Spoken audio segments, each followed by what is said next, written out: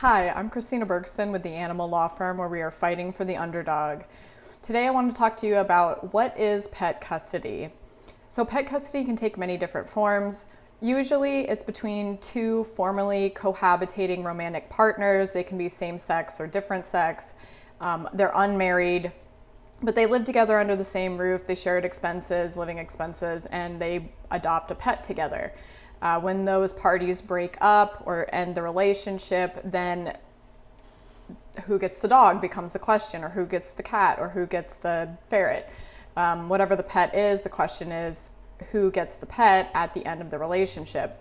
Some parties will choose to do shared custody. I don't typically recommend that just because it can be difficult depending on how tumultuous the relationship breakup was. The other form of pet custody is you give your dog or your cat to a neighbor or a friend or a family member to watch that pet while you're on vacation, or maybe you have a long-term work project that you have to do that takes you away from home for several weeks or even months. And then when you come back, that person that you gave your dog or your cat to or your pet to watch all of a sudden is claiming, well, no, you abandoned the pet. The pet was fat when the pet, you'd be surprised how often that comes up. And then they say that, oh, the pet was overweight when he came to me, so that's abuse, so I'm keeping the dog.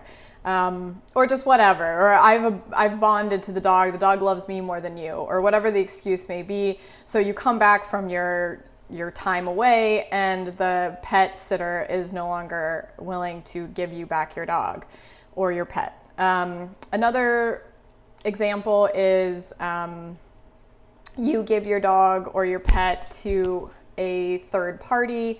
Sorry, that was Sophie there. You give your pet to a third party to watch for a period of time. Sometimes it's a pet sitter. And this party does it for money, and then either you stop paying or you don't make payments on time, or verbally you say, oh, well, I'll just pay you when I get back, and then by the time you come back, the pet sitter is saying, no, I'm not going to give you your pet back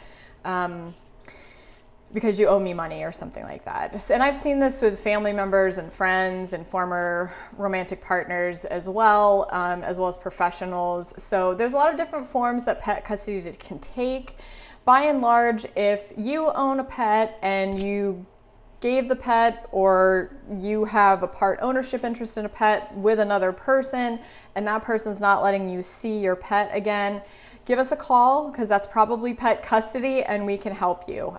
We specialize in this area. We've been doing it for over 10 years now, and we would love to help you get your pet back. So thanks very much. Stay tuned, underdogs, for our next installment of ALF Answers, and stay safe out there.